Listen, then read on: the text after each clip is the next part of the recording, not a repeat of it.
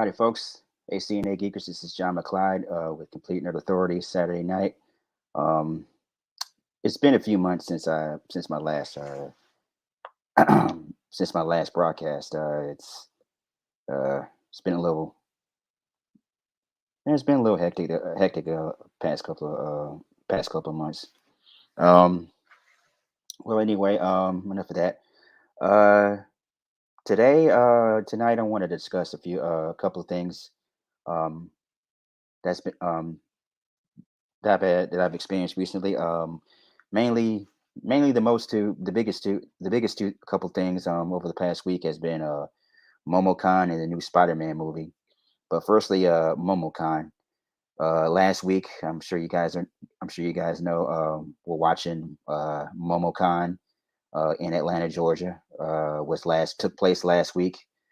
A full 4 day extravaganza of nerds, gaming, anime.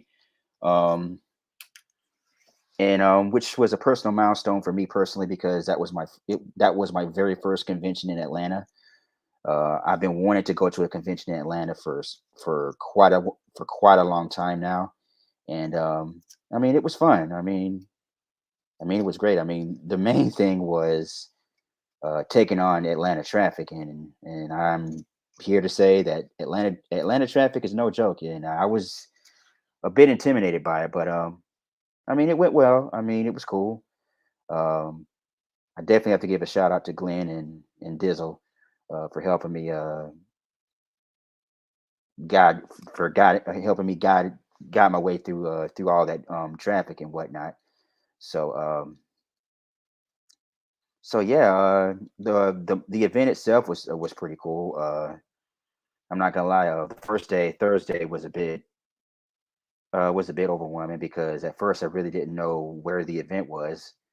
I like parked like right in front of the Georgia World Conference Center, right in front of the center, and I did quite a bit of I can't complain about the walking because I did a whole lot of walking, the most walking I've ever did um, in quite some time within those few days. But the first day on Thursday, I remember I remember walking from one part of that center to the other part just to get to the con because I mean I didn't know where it was.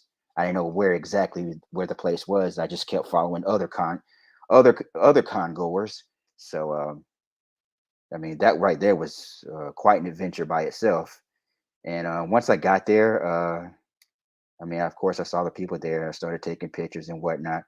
Oh, one of the main craziest things about that con is the food. When you get into that, when you actually get to the con, oh my God, they will. Oh my God, they'll get you. They'll get you with those with the food and drinks. The drinks there was $4, and I remember at least getting like I think maybe a few, like two or three drinks that day. And the food there was so damn expensive. Some of it was like 12, 14, $17. Oh my goodness. So friendly word of advice. But then I realized, like, I think it was like the next day or Saturday. I think it was the next day on Friday that I realized that when the CNN Center, like right next to the Georgia Conference Center, they had like a little food court, which was a lot cheaper, which was basically was a lot. Yeah, the prices were a lot cheaper, a lot better, and it was pretty much like eating at a regular fast food place. They had a gyro place, Arby's, Subway, Chick-fil-A, and a Chinese place. So I didn't discover that until like I think it was Friday. Yeah, it was Friday. But anyway, the actual con itself was I mean it was it was quite big. I mean you had they had a lot of different sections. I mean they had one section for the cards, for the role playing card games, one for uh the arcade games and the tournaments that they had. Oh yeah, they had all kinds of tournaments. Of course, they had the Smash tournament. from Smash to I think Mario Kart at one point. At Mario Kart, I think Tekken and Street Fighter. I'm not sure, but yeah, they had some, and they had a couple of arcade cabinets, which was pretty cool. Uh, and they also had a section where you could play console games and handheld games. They had a VR section where you could play they had virtual reality type games, and of course you had uh the main stage, the main panel where all the celebrities and guests were. I met Nakia Baris, who was the yellow Zeo and the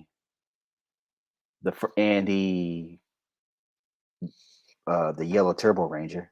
I mean, she was cool, along with Karen Ashley, who I've seen uh, multiple times. I think that was like my third time meeting her, seeing her.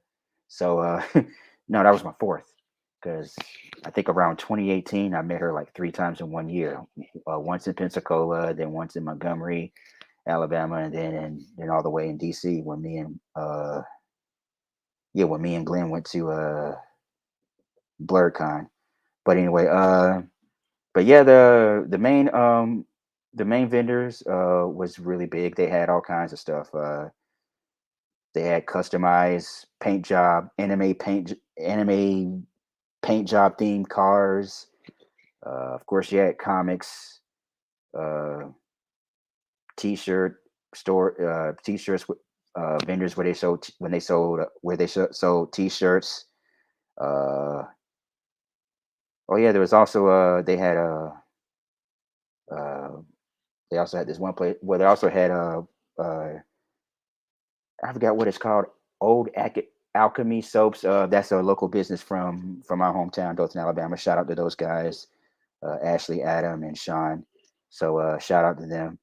Uh, oh man, they had of course they just. I mean, they had the usual comics and manga and all types of books that you could buy. And of course, they had the celebrities. Like I said, I met Nakia Baris, and then I met Gray DeLeslie. I think if I didn't if I said that. I'm not sure if I pronounced that right. Um, she was the voice. I mean, she's voiced a lot of characters over the years. I mean, she's voiced Mandy from Grim Adventures of Billy and Mandy, uh, Vicky from Fairly Odd Parents, uh, Daphne from Scooby Doo. I think it was Scooby Doo Mysteries Inc., which of course is regarded as one of the best, probably if not in a lot of people's minds, the best incarnation of Scooby Doo. Kitty Catchwell from Tough Puppy. Oh, I love Tough Puppy. Tough Puppy. That was it's one of my favorite Nicktoons. Uh, I mean, yeah, she voiced a lot of characters. I mean, she even did the voice when I mentioned Mandy. So yeah, she was really nice. I think it's always a plus when the actors just like when the actors just actually just does the characters just like on site like that. I mean, that's just definitely a plus to hear that from the TV from in real life. So so that was pretty cool. Um, oh wow. Mostly on Friday, it was just all about just going around the booths, just basically just getting a feel of the con. I mean, it was pretty big. I mean, I would say definitely probably as big as Pensacon that we've been doing for so many years. I mean this year was my seventh year in Pensacon. So but I think the difference is between MomoCon and Pensacon. MomoCon, um, the venue is like obviously the venue is really big, and they have all their stuff in one building. So it looks a bit. So it was a lot more overwhelming.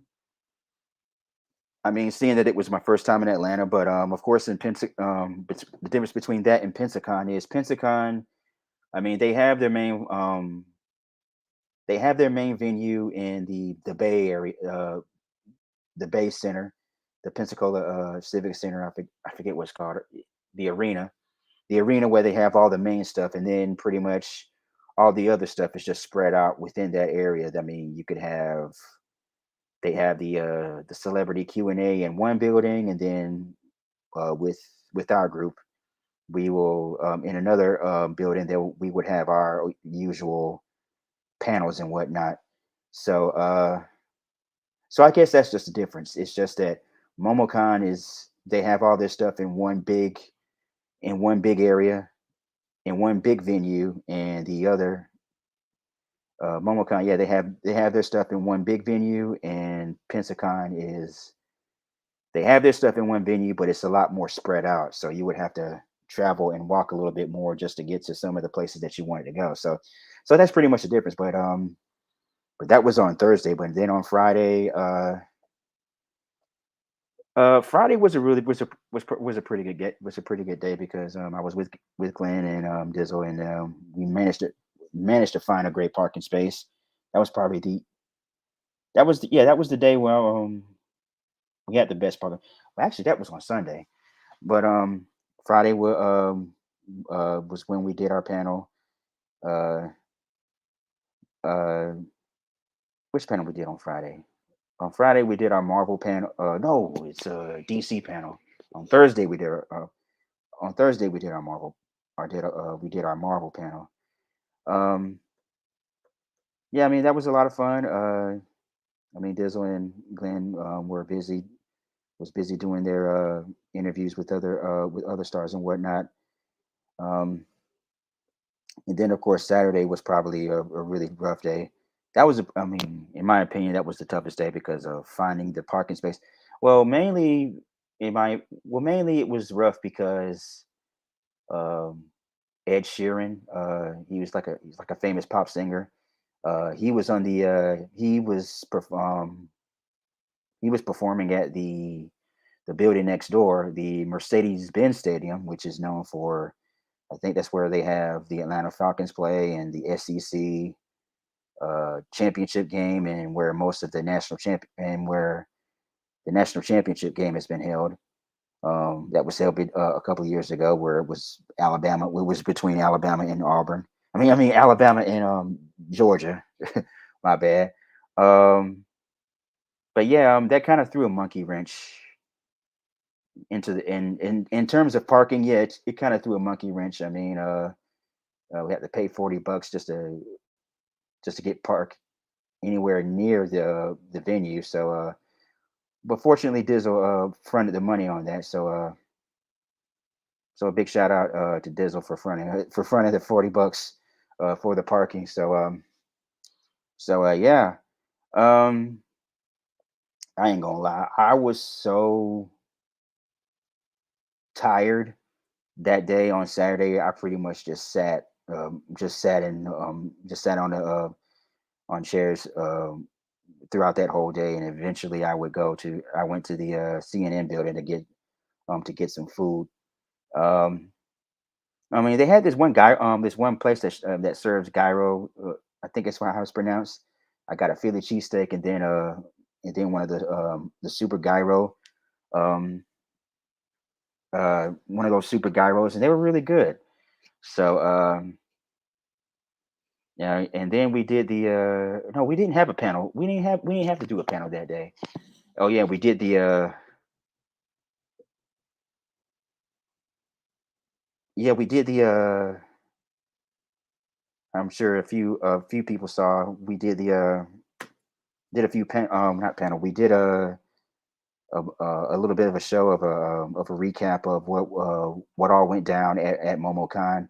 In this they had like a booth on at MomoCon where people who actually streams. So we did a little streaming on that. I don't know if people saw that. I mean, you can go to our CNA live page and check that out. I believe that's where it's at. So I ain't gonna lie, I was pretty much drained after that, and I'm also not gonna lie, I was a bit irritable and grumpy throughout most of the time, and I definitely have to apologize to Glenn and Dizzle for that because it's just a little bit strenuous, I guess, being out there in cons and whatnot, just interacting with people because usually just I'm usually just all alone. I'm usually just all alone in my apartment or whatever. But anyway, and then on Sunday, I actually managed to find a really good parking spot. It was like right beside the conference center, where like right at the State Farm Arena. The State Farm Arena, actually, I believe that's where the Atlanta Falcons play basketball, I think. So that was pretty cool. And well, it would. I mean, it cost like $40 to park, but it was better than that. It was better than that than to park somewhere like way out, um, anywhere but there. I mean, anywhere. I mean, any place else would have sucked. But fortunately, we managed to find a parking space there, and we did our Marvel versus DC panel. Of course, that's our trademark signature panel where everybody gets involved, and everybody just gets involved with the age old question: which comic book company has the best comics, live action movies, animated shows, animated movies, DC or Marvel. So at this point, that's become like our best panel. I think we honestly, in my opinion, I think we could be able to go into any con anywhere in the United States, and probably I would definitely would brag. I would definitely would come to say any convention in the world with our Marvel versus DC panel. I really feel that confident about our panel, the way we um the way how we handle it and how people just react to it and how they're passionate, and when they give their opinions on why they think why Marvel or DC have the best of this or the best in this particular in that particular area. I mean, it's really that's really just fun to see, just to see how passionate fans are, to see how passionate fans are with Marvel and DC comic book stuff as we are. So I mean, it's always just a really big grand reward. It's very rewarding just to be able to do that for ourselves and for the fans. So we really enjoy that. And MomoCon, and to be able to do that at a convention like MomoCon is just nothing short of amazing and awesome. So yeah. And then after that, I managed to get back home. I managed to get back home. Well, actually, I was at Columbus with my mom, and then I went back home. Went, then I went back home to Dothan. But anyway, and when I went back home to Dothan, um, this past Friday, I saw the Spider-Man Into the Spider-Verse movie. I'm not going to spoil it because I mean it's a pretty big deal. I mean it's a very impressive movie. The animation was definitely top notch. Definitely for the over the fact that it's just so different than, in my opinion, definitely it's a lot different than what I'm used to seeing. And the story was definitely on point. It definitely it took place. It continues where the first Spider Verse movie picked up where the first Spider Verse movie came on where the first Spider Verse movie um it pretty much excuse me it pretty much picked up where the first Spider Man movie left off. So I mean it's basically I mean, the story puts a lot of focus on a lot of different characters. I mean, you get to see Miles Morales, of course, then Spider Gwen Stacy, and they've added a whole lot of other, and you get to see a whole lot of other a lot of other people who dons the persona of Spider Man. Uh, you got to see Jessica Drew, the Jessica Drew Spider Man, played who is voiced by Issa Rae, who y'all might know as the star from the HBO series Awkward, which became a huge hit. Uh, who else? Miguel O'Hara, uh, who was played by I think his name is Isaac Oscar. Oh man, I forgot his name, but you might know him from X-Men Apocalypse, and of course, most recently last year is Moon Knight. So he's the voice of Spider-Man Miguel O'Hara, Spider-Man 2099. So there's that, and you got to see Peter Parker Spider-Man, the older Peter Parker Spider-Man. Uh, you got to see oh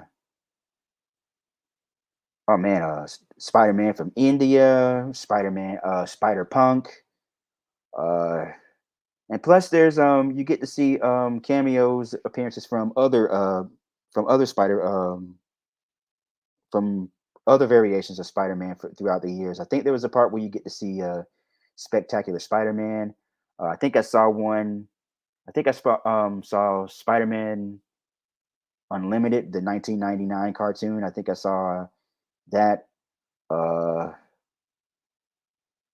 I mean, yeah, there was this one scene where you get to see all types of other, where you see a whole different types, a whole type, excuse me, a whole type of other people that is Don Spider Man. I mean, it's just, I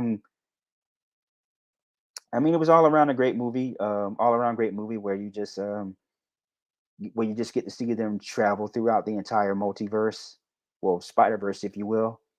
Uh, and they pretty much kind of connected. They pretty much connect. They pretty much managed to connect the Spider Verse to all the other continuities of Marvel as well. I mean, there's mention of the live action of the actual MCU of Spider of not Spider Man of Marvel Earth 1999999, which is that's where the Spider Man. That's where the Marvel Cinematic Universe take place. They've mentioned uh, well they've yeah, they've mentioned a lot of other there's a lot of other of mentionings of and references of Spider-Man. That's just I mean that was just really it was just done really well. So well, I'm trying to explain the movie without trying to spoil it because it just I mean it just came out this weekend and I don't really and like I said I don't want to spoil it for anyone but I will say this um it definitely left a really big gap for the third movie, and which I'm definitely looking forward to after watching this. So one of the main villains of the movie is the a guy known as the Spot, who is a bit who's a bit funny and a bit menacing at the same time. So so yeah, I mean there's a lot of crazy stuff just happening in that movie. I mean, a lot of people just are giving it high praise already. Um, it's already making it's already making bank as expected. So to have a movie like that, I mean, it's definitely expected to make a lot of money. So yeah, I mean it's been a great I mean it's a great movie. So so if you haven't already, I mean you should definitely go see it. I mean it's definitely a must watch for this weekend for this month alone because of course I think next weekend is Transformers: Rise of the Beasts, and then later on that month you got Indiana Jones, Indiana Jones: Dial of Destiny, which I just saw that the the original four, the first four Indiana Jones movies are available on Disney Plus, which is cool. What else? Oh yeah, Elemental. Um, that movie comes out this week, later on this month too. So June's a pretty big month. Oh yes, the Flash movie. Yes, uh, the Flash movie, which apparent the Flash movie that comes out this month as well. And apparently the what I'm looking forward to, I guess, is this is the movie where they pretty much reset everything and pretty much kind of close out the DCEU, and then I think after that movie, the DCU begins with, of course, James Gunn as the focus, as the main guy. He's going to be the main guy in charge of producing all of the DC movie content from here on out. Of course, they already made the big announcements with the upcoming Superman, Batman. There's Wonder Woman. They got Green Lantern, Creature Commando, Creature Commandos.